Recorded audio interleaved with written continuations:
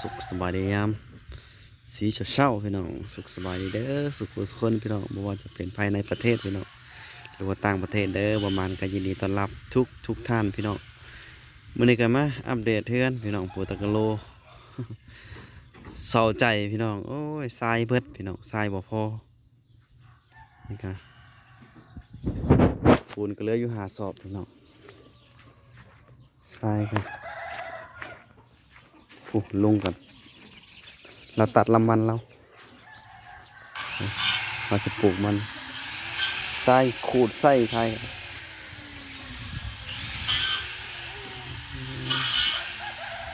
เบิด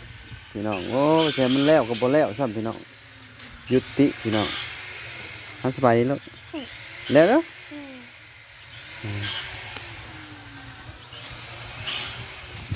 ปูนเหลือ5 สอบพี่น้องปูน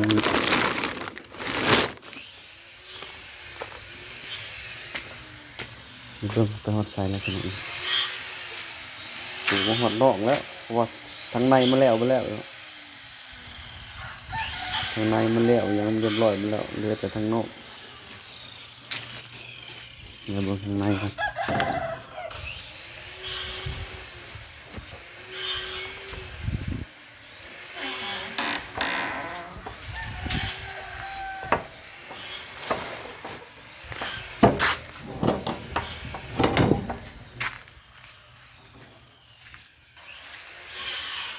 เหลืออยู่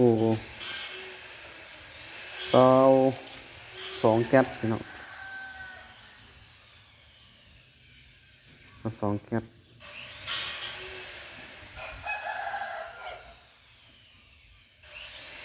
เหลือสัก2 แก๊สบุพอก็เกือบพอแล้วพี่น้อง2 แก๊สเนาะทางในเรียบร้อยไปแล้วทางในพี่น้องเปิดประตูกัน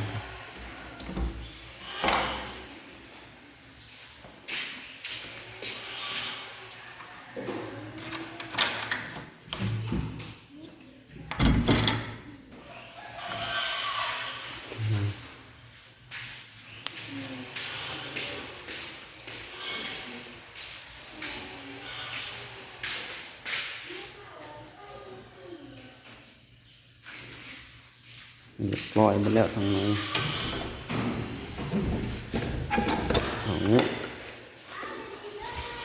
มืดตื้อของกันเนี่ยเปิด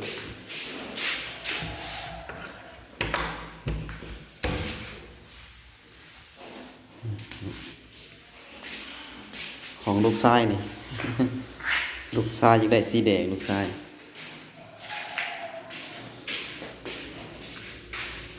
ของลูกชายของปูเรียบร้อยไปแล้วของนี่นี่เปิดประตูก่อน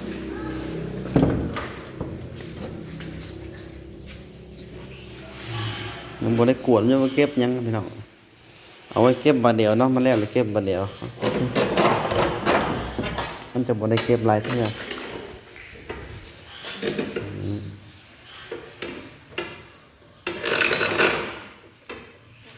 มืดจังน้อยพี่น้อง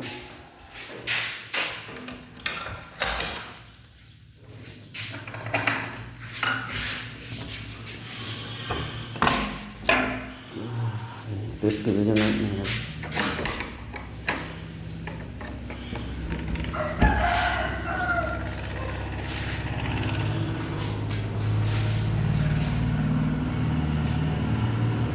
เรียบร้อยเบิดข้างในทุกห้องเนาะทั้งนอกทั้งในเนาะ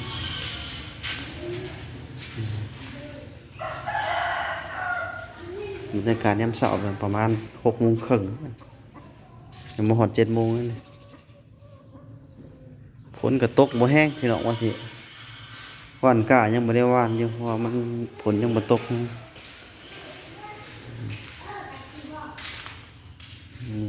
ของลูกชายสีแดงลูกชายจะได้สีแดงเนาะ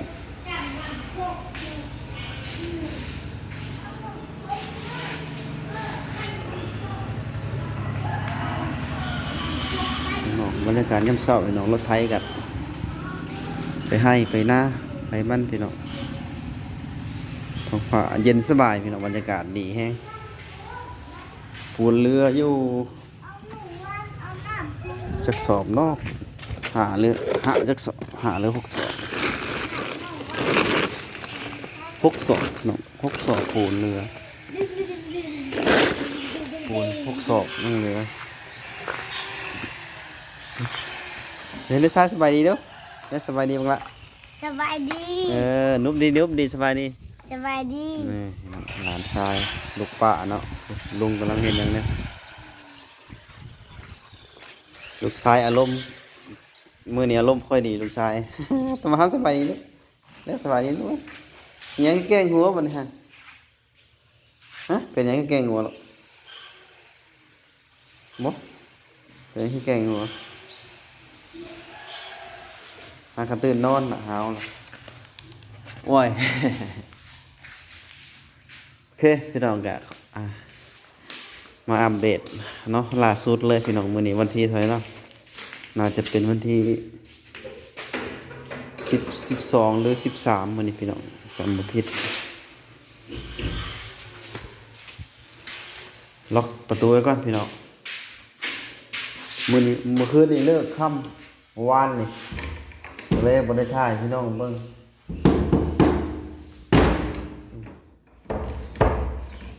เลิกค่ำ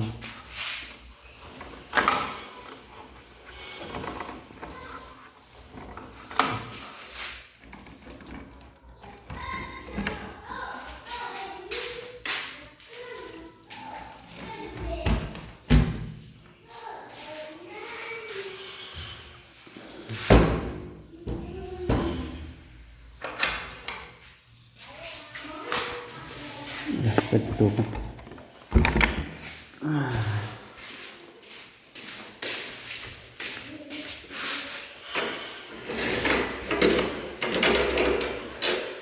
พอสิเฮ็ดให้มันแล้วบ่แล้วพี่น้องโอ้ยสายเบิดก่อนเพราะว่ามันใส่ทรายหลายนิดจังน้อยอยากปูหนาๆจังน้อยพี่น้องก็เลยใส่ทรายหลายนี่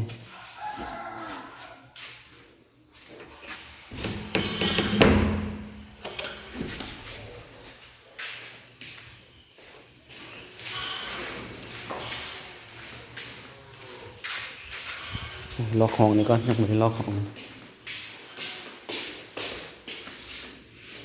ช่วงบรรยากาศยามเช้าพี่น้องหญ้าก็เริ่มเขียวพี่น้องเพราะว่าฝนตกหากตกบ่แห้งผลก็ได้พอดีเป็นวิธีผลก็ได้พี่น้องบรรยากาศดีอยู่ยามเช้าพี่น้อง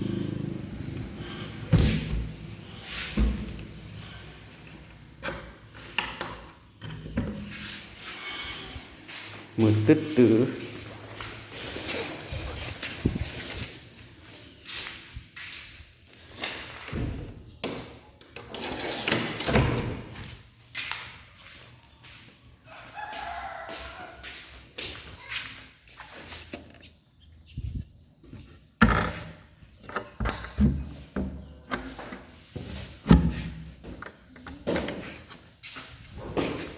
ล็อกไว้ก่อนพี่น้อง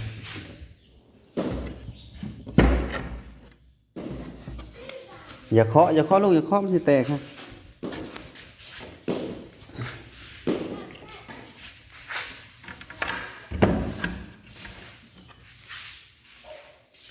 ไปเด้อออกเด้อมาเด้อออกเด้อโอเคพี่น้องนะพี่นี่ก็มาอัปเดตเนาะขอบคุณเด้อทุกคนที่ขับมาเบิ่งพี่น้องนี่อัปเดตกูตะกันโลเพื่อนพี่น้อง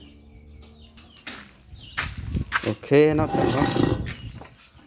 ก็ขอบคุณเนาะทางผู้รักผู้ใหญ่เพิ่นที่มาสนับสนุนทางสร้างมานพี่น้อง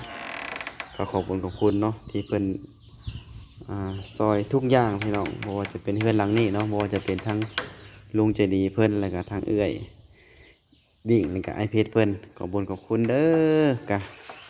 ยังรอพี่น้องตอนนี้ทรายเบิดแล้วพี่น้อง